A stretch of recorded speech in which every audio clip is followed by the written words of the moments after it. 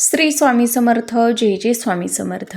नमस्कार मैत्रिणींनो, स्वागत आहे तुम्हा सर्वांचं पुन्हा एकदा माझ्या या नवीन व्हिडिओमध्ये.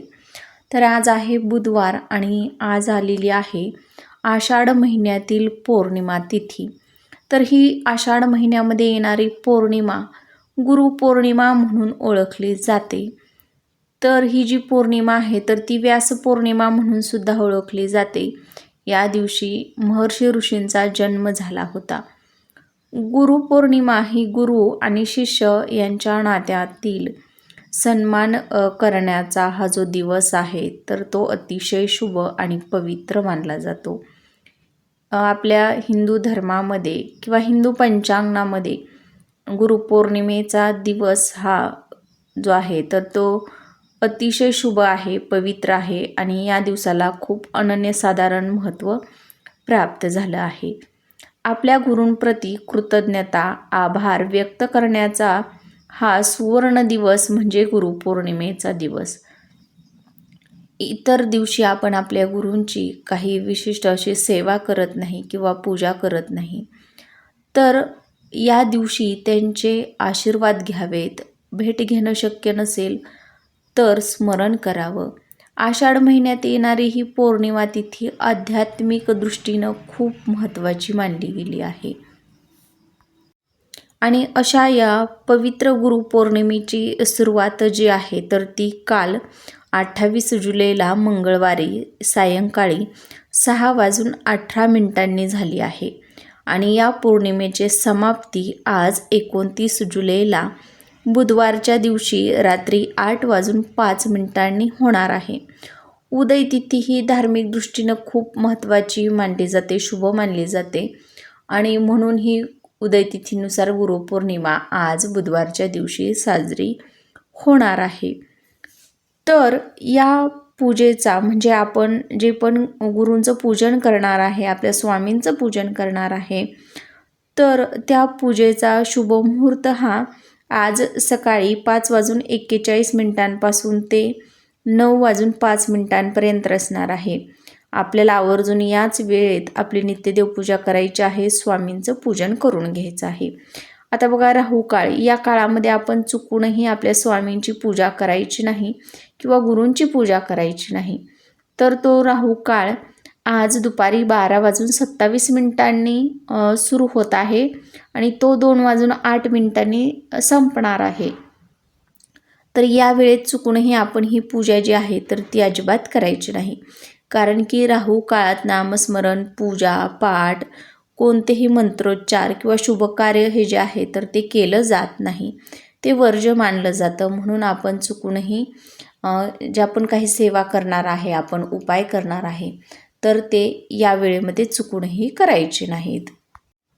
तर गुरुपौर्णिमा ही धार्मिक दृष्टीनं तर खूप महत्त्वाचीच आहे.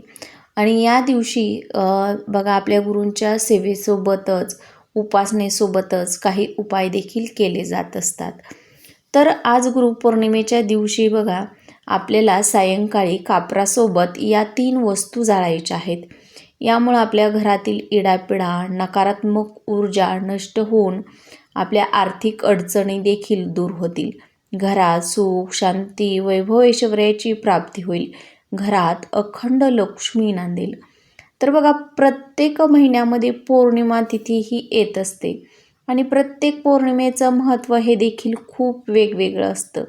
या गुरुपौर्णिमेच्या दिवशी साक्षात माता लक्ष्मी या सूक्ष्म स्वरूपामध्ये पृथ्वीवरती भ्रमण करत असतात. तिची सेवा, उपासना करणाऱ्याला धनसंपत्ती प्रदान करत असतात. आणि म्हणूनच माता लक्ष्मीला प्रसन्न करून घेण्यासाठी, आपल्या घरातील अलक्ष्मी बाहेर काढण्यासाठी, घरातील नकारात्मक ऊर्जा नष्ट करण्यासाठी, तुमच्या कष्टाला, मेहनतीला नशिबाची साथ मिळावी यासाठी आपल्याला हा जो उपाय आहे तर तो करायचा आहे. तर हा उपाय कसा करायचा, कोणत्या या वस्तू आहेत आपल्याला कापरासोबत जाळायच्या आहेत, याचीच माहिती आपण पुढे व्हिडिओमध्ये पाहणार आहोत. त्यामुळे तुम्ही हा व्हिडिओ कुठेही स्किप करू नका. अगदी महत्त्वाचा अशी माहिती असणार आहे, त्यामुळे स्किप करू नका, शेवटपर्यंत नक्की पहा. कमेंट बॉक्समध्ये श्री स्वामी समर्थ लिहायला अजिबात विसरू नका. चला तर मग अशा नवीन सुंदर व्हिडिओला सुरुवात करूया. तर वास्तुशास्त्रानुसार आपल्या घरामध्ये कापूर जाळणं हे खूप शुभ मानलं जातं. यामुळे आपल्या घरातील वास्तुदोष, पितृदोष त्यासोबतच आपल्या घरामध्ये असणारी नकारात्मकता ही दूर होत असते. म्हणून आपल्या घरामध्ये आवर्जून कापूर हा आहे तर तो आवर्जून जाळायचा आहे. तर आज सकाळी आपल्याला स्वामींच्या मूर्तीवरती स्वच्छ पाण्यानं किंवा पंचामृतानं, दुधानं अभिषेक करायचा आहे. स्वामींचं पूजन करायचं आहे. स्वामींच्या आवडीच्या प्रिय असणाऱ्या वस्तू आपल्याला स्वामींना अर्पण करायच्या आहेत. आज दिवसभरामध्ये तुम्हाला जेवढ्या पण वेळ शक्य होईल तेवढ्या वेळेस श्री स्वामी समर्थ, श्री स्वामी समर्थ या मंत्राचा जप करायचा आहे.